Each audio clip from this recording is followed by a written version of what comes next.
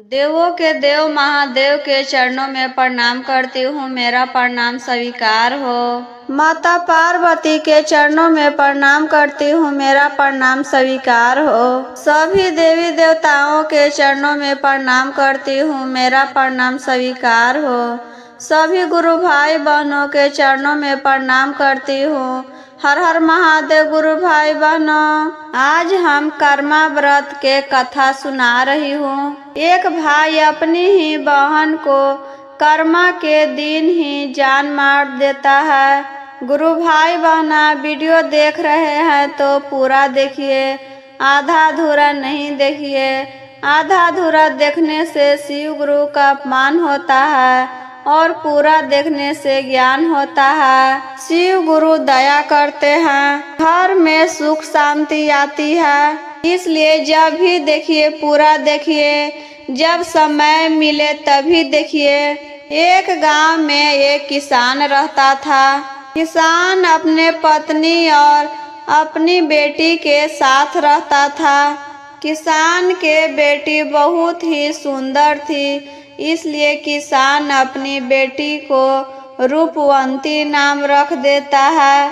किसान ज्यादा अमीर नहीं था गुरु बहना, वह गरीब ही था। उसके पास थोड़ा मोड़ा खेत था, वही खेत में जोताई कुड़ाई करके कुछ बुन देता था। इसी से उसका खाने पीने के लिए कुछ हो जाता था। रूपवंती 5 साल के थी, लेकिन वह बहुत पूजा पाठ करती थी, शिव चर्चा बहुत करती थी। एक बार कर्मा व्रत का दिन आया गुरु बहना। सभी लोग कर्मा व्रत रखे हुए थे। रूपवंती अपनी माँ से कहती है, माँ हम भी कर्मा के व्रत रखेंगे। माँ कहती है, बेटी तुम बहुत छोटी हो और जिसका भाई रहता है वही कर्मा का व्रत रखती है। तुम्हारा तो कोई भाई नहीं है, तुम किसके लिए व्रत रखोगी? यह बात सुनकर रूपवंती बहुत दुखी हो जाती है। उसी दिन से जब भी रूपवंती शिव गुरु से दया मांगती थी, एक ही चीज मांगती थी कि शिव गुरु हमें एक भाई दे दीजिए तो हम भी कर्मा का व्रत रखेंगे। मेरी सब सहेलियां नदी में नहाने जाती है और घर आकर कर्मा का पूजा करती है, तो हम भी नदी में नहाने जाएंगे और कर्मा का व्रत करेंगे।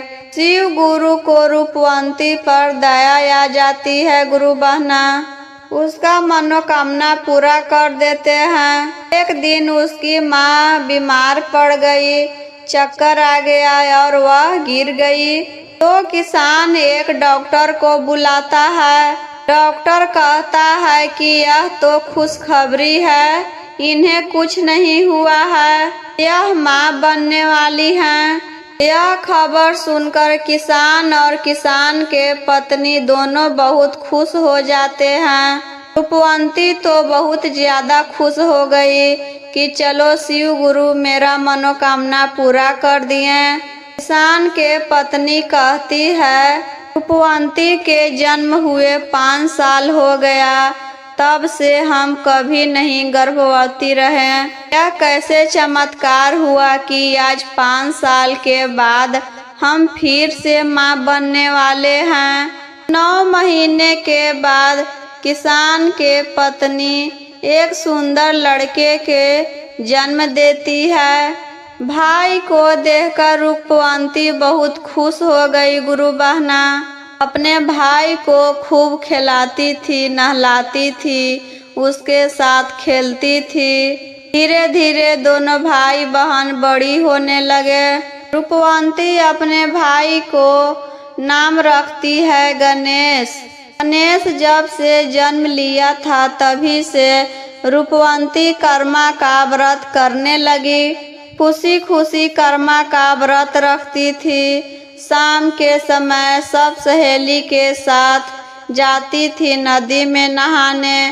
वहीं से मट्टी निकालकर गौर गणेश बनाती थी और घर आकर पूजन करती थी। धीरे धीरे दोनों भाई बहन बड़े हो गए गुरु बहना।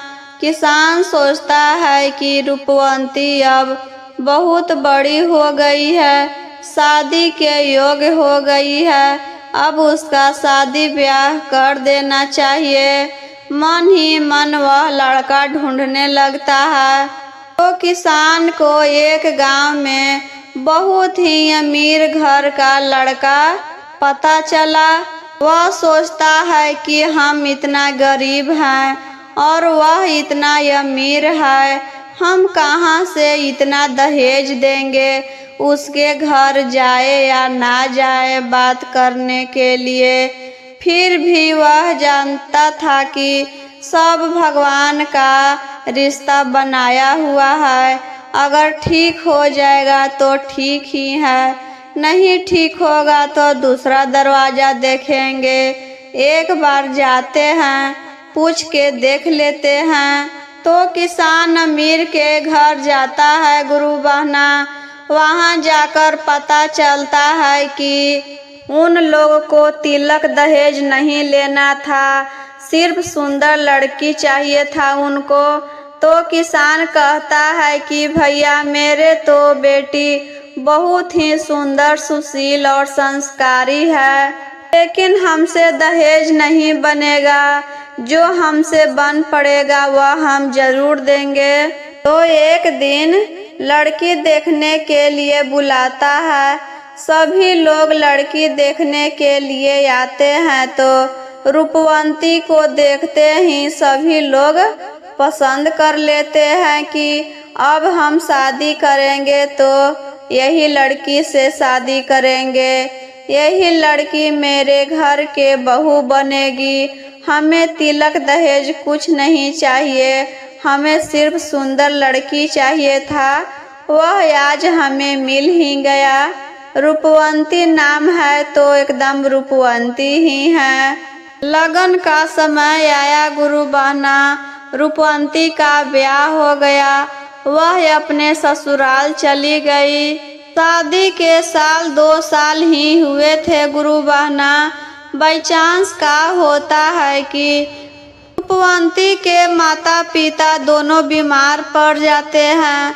रूपवंती अपने माता पिता को देखने आती है तो उसके माता पिता कहते हैं बेटी अब हम नहीं बचेंगे, अपने भाई को ख्याल रखना, माँ के तरह प्यार करना, तुम बड़ी हो और इसे एक सुंदर लड़की देखकर शादी ब्याह करवा देना। रूपवंती कहती है माँ आपको कुछ कहने की जरूरत नहीं है, हम बचपन से अपने भाई को इतना प्यार करते थे तो शादी होने के बाद नहीं करेंगे। इतना कहकर दोनों को मृत्यु हो जाता है। रूपवंती अपने भाई को अपने ससुराल में ही ले जाकर रखने लगी और एक सुंदर लड़की देखकर उसका ब्याह करा देती है। शादी ब्याह होने पर गणेश अपनी पत्नी को लेकर अपने घर पर चला जाता है और दोनों रहने लगते हैं। महीना 2 महीना पर रूपवंती अपने भाई और भौजाई से मिलने आया करती थी गुरु बहना। रूपवंती अपने मायके जाती थी तो खूब सुंदर साड़ी पहनकर जाती थी, पूरा गहना पहनकर जाती थी, कुछ भौजाई के लिए भी लेकर जाती थी। फिर भी भौजाई ननद को देख देख कर बहुत जलती थी कि हम इतना गरीब हैं और यह इतना अमीर है, देखिए तो कितना गहना और सुंदर सुंदर साड़ी पहन कर आते हैं और मेरे लिए एक छोटा सा सामान लेकर आ जाते हैं। भाई कहता है कि जाने दो, दूसरों को देखकर जलना नहीं चाहिए, जितना भगवान दिए हैं उतने में ही खुश रहना चाहिए। एक समय की बात है गुरु बहना, रूपवंती तीज के पूजा की थी और पूजा किया हुआ प्रसाद लेकर अपने मायके जाने लगी। अपने पति से कहती है कि ये जी कुछ दिन के लिए जा रहे हैं अपने भाई के घर। उसका पति कहता है कि जा रही हो तो एक ही दिन में लौट आना। पुअंती कहती है कि ठीक है, आज जा रहे हैं और कल चल आएंगे। तो सब प्रसाद ले लेती है। तीज में पैरकिया बनाई थी वह भी ले ली और अपने भाई के घर चली आई। भाई भौजाई दोनों प्रसाद खाए और बहन से कहते हैं, बहन आई हो तो 8 दिन के लिए रुक जाओ। हर बार तो आती हो तो एक ही 2 दिन में चली जाती हो। बहन कहती है, नहीं भाई, कल चले जाएंगे। अपने साथ कुछ कपड़ा लेकर नहीं आए हैं कि आज जा रहे हैं और कल चले जाएंगे। भाई जिद करने लगता है कि दीदी आई हो तो रह लो, यहाँ पर कपड़ा नहीं है पहनने के लिए, अपने भाई भौजाई वाला कपड़ा पहन लेना। भाई के जिद करने पर बहन रुक जाती है। कर्मा के दिन आ गया था गुरु बहना। सभी लोग नहाए खाए किए और कर्मा का व्रत रखे। कर्मा के दिन सब सहेली और रूपवंती नदी में नहाने जाने लगे। रूपवंती अपने भौजाई से कहती है, हम कपड़ा लेकर नहीं आए हैं, अपने पास से एक नया साड़ी दे दीजिए, वही पहन लेंगे। भौजाई कहती है कि ठीक है, दे रहे हैं, लेकिन मेरे साड़ी में दाग नहीं लगाइएगा। एक ही तो मेरे पास साड़ी है नया, इसे 7 साड़ी के नीचे रखिएगा। ननद कहती है कि ठीक है, नहीं लगेगा कुछ भी दाग, हम इसे 7 साड़ी के नीचे रखेंगे तो यह नहीं नेटेगा। सब सहेली नदी पर नहाने चले जाते हैं गुरु बहना। तो भौजाई के घर एक चील रहता था। वही चील से कह देती है कि देखो मेरे ननद नहाने गई है और 7 साड़ी के नीचे मेरे साड़ी रखा हुआ होगा, वहीं पर जाकर तुम लैट्रिन कर देना। तो चील वैसा ही करता है कि 7 साड़ी के नीचे जाकर लैट्रिन कर देता है। जब रूपवंती नदी में नहाकर कपड़ा बदलने के लिए आई तो देखती है कि साड़ी पर तो कुछ लगा है। वह बेचारी जितना पोंछ रही थी उतना और दूर में लग जा रहा था। वह साड़ी पर से छूट ही नहीं रहा था। वह तो अब सोचने लगी कि क्या करे, कैसे साड़ी पहने। यह साड़ी में तो इतना दाग लगा हुआ है और भाभी बोली थी कि साड़ी में दाग नहीं लगना चाहिए, अब हम क्या करें। सब सहेलियां तो अपनी नई नई साड़ी पहन लेते हैं, लेकिन वह बेचारी अपने हाथ में साड़ी लिए हुए और भींगे ही अपने घर पर आई और भाभी से कहती है, भाभी हम तो साड़ी को 7 तह के नीचे रखे थे, फिर भी पता नहीं कैसे दाग लग गया इसमें। हम तो यह साड़ी को पहने भी नहीं हैं, भींगे कपड़े में घर चले आए हैं। भौजाई तो पूरा बोलने लगती है, अपनी ननद को बुरा भला कहने लगती है कि हाँ मेरे पास तो एक ही साड़ी था, आप तो अमीर हैं तो आप कुछ भी कर सकते हैं, हम गरीब को कैसे मिलेगा और नया साड़ी। वह बेचारी तो भींगे हुए कपड़े उसके शरीर में सूख गए और वही साड़ी पर अपना व्रत पूजन की। पूजन करने के बाद रात में सो जाती है तो भौजाई अपने पति से कहती है, आपकी बहन मेरे साड़ी में दाग लगा दिए हैं, अब उनका खून से हम यह साड़ी रंगेंगे तभी हम यह साड़ी पहनेंगे। भाई कहता है कि यह क्या बोल रही हो, पागल तो नहीं हो गई? मेरी बहन को खून करोगी तुम? भौजाई कहती है कि हम नहीं करेंगे, आप करेंगे, नहीं तो हम अपना जान त्याग देंगे। आप अपनी बहन को मारकर वही खून से मेरा चुंदरी रंग दीजिए, तभी हम यह पहनेंगे। और आपकी बहन देख रहे हैं कितना गहना पहने हैं, तो वह गहना भी हमारा हो जाएगा। भाई तो नहीं मानता है गुरु बहना, लेकिन अब उसकी पत्नी पूरा जिद करने लगती है तो उसको झुकना ही पड़ता है। उसके बाद भाई अपनी बहन को एक बोरी में कस लेता है और गांव के बाहर लेकर चला जाता है और वहीं पर अपनी बहन का खून कर देता है। चाकू से घोप घोप कर मार डालता है और जो खून निकलता है वही से अपनी पत्नी का चुनरी रंग देता है और घर आकर अपने पत्नी को दे देता है। उसकी पत्नी तो बहुत खुश हो गई कि चलो मेरी ननद तो मर गई और उसका गहना भी मेरा हो गया।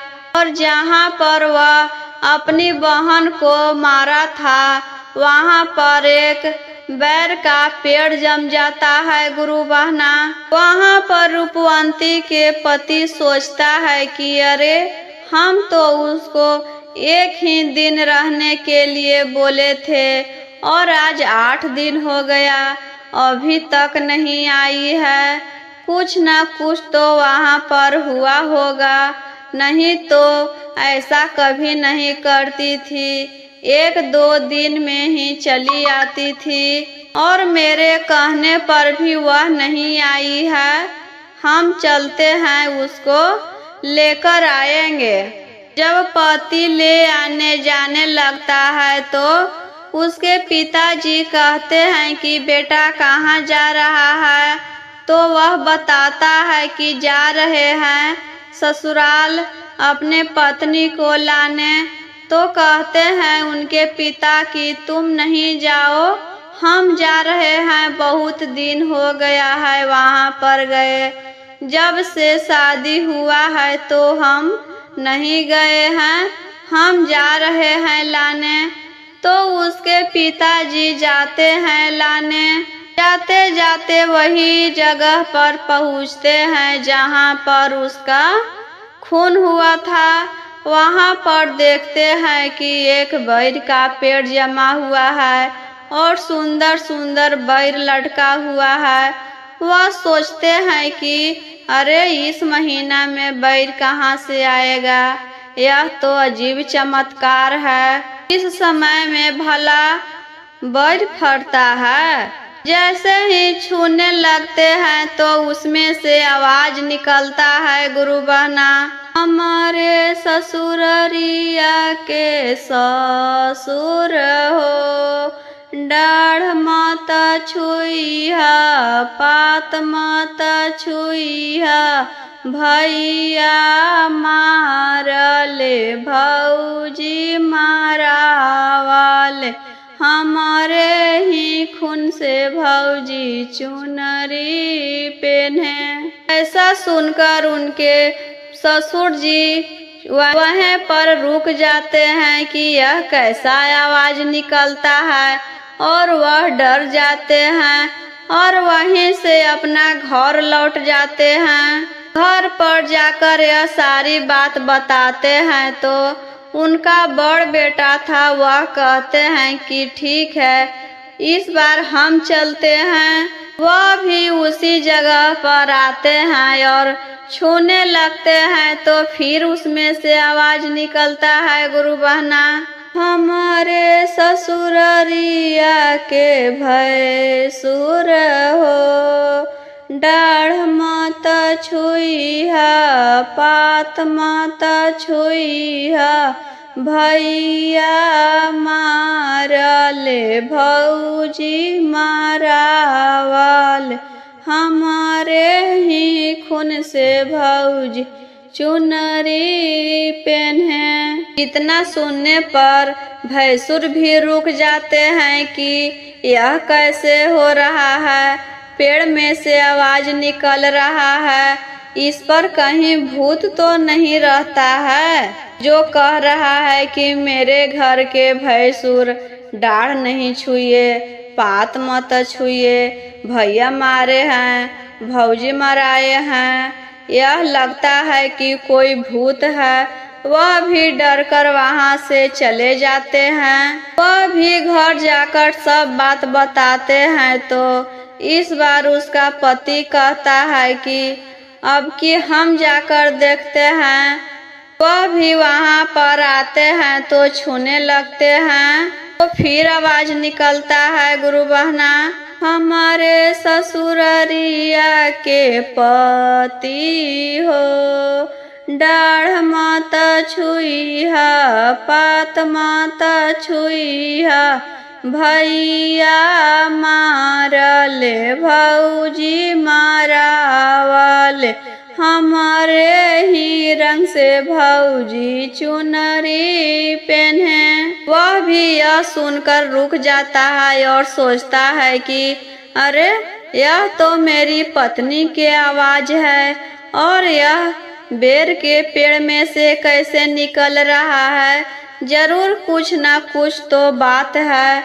वह भी लौटकर अपने घर चला जाता है और एक बढ़ी को बुलाकर लाता है और साथ में सभी लोग थे। सास ससुर भैंसुर सभी लोग वहाँ पर आए तो बढ़ी जैसे ही पेड़ काटने वाले थे तो फिर उसमें से आवाज निकलता है, गुरु बहना हमारे ससुररिया के बढ़ई हो, डाढ़ माता कटिहा, पात माता कटिहा, भैया मारल, भौजी मारावल, हमारे ही रंग से भौजी चुनरी पहने। तो बढ़ी भी कुछ देर के लिए रुक जाता है और फिर पेड़ काट डालता है। तो पेड़ काटते ही गुरु बहना उसमें से रूपवंती निकल जाती है। वह शिव गुरु के बहुत पूजा करती थी।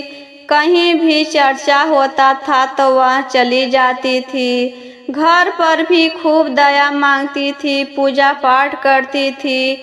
इसलिए उसका भाई जान मार दिया था, फिर भी वह नहीं मरी थी। शिव गुरु उसे एक पेड़ बना दिए थे कि जरूर कोई ना कोई तो खोजने इसे इसी रास्ते से आएंगे तो हम इसे जिंदा कर देंगे। इसी चलते वह पेड़ में जिंदा थी और पेड़ काटने पर वह निकल गई। सभी लोग उससे पूछते हैं कि तुम पेड़ कैसे बन गई, इसमें कैसे अंदर इतना दिन रही जिंदा। रूपवंती कहती है कि यह सब शिव गुरु का चमत्कार है, उन्हीं के चलते हम पेड़ में भी जिंदा रहे और अपने भाई भौजाई के सारी बात अपने ससुराल वालों से बताते हैं कि भाई मेरे जान मार दिए हैं और अपनी पत्नी का चुनरी रंगे हैं मेरे खून से। तो उसके ससुराल के लोग कहते हैं कि हम इन दोनों को जेल भिजवाएंगे, जा रहे हैं केस कर देने। किसी का हत्या करना एक अपराध है और यह मेरे पत्नी को हत्या कर दिया था तो हम इसे जिंदा नहीं रहने देंगे, इसे फांसी दिवाएंगे। तो रूपवंती कहती है कि जाने दीजिए, यह मेरा भाई भौजाई है। यही भाई के लिए हम कितना व्रत किए थे कि हमें एक भाई हो जाए तो हम भी कर्मा का व्रत करेंगे। छोड़ दीजिए, मेरे भाई को कुछ नहीं कीजिए। आज के बाद से हम अपने मायके नहीं जाएंगे, अपने ससुराल रहेंगे। अपने भाई के लिए लंबी वायु होने के लिए कर्मा का व्रत रखे थे और उसे फांसी दिवा देंगे। तो उस दिन से रूपवंती अपने मायके नहीं जाती थी गुरु बहना, लेकिन उसके भाई उसके साथ इतना बुरा बर्ताव किया था, फिर भी वह हर साल कर्मा का व्रत रखती थी अपने भाई के दीर्घायु होने के लिए। ऐसे ही और वीडियो देखने के लिए मेरे चैनल को सब्सक्राइब करें, लाइक करें, शेयर करें और कमेंट बॉक्स में ज़रूर बताएं कि आपको यह कथा कैसा लगा। और वीडियो देखकर लाइक सब्सक्राइब जरूर करें। आपके भाई के भी लंबी आयु हो, वह दीर्घायु हो।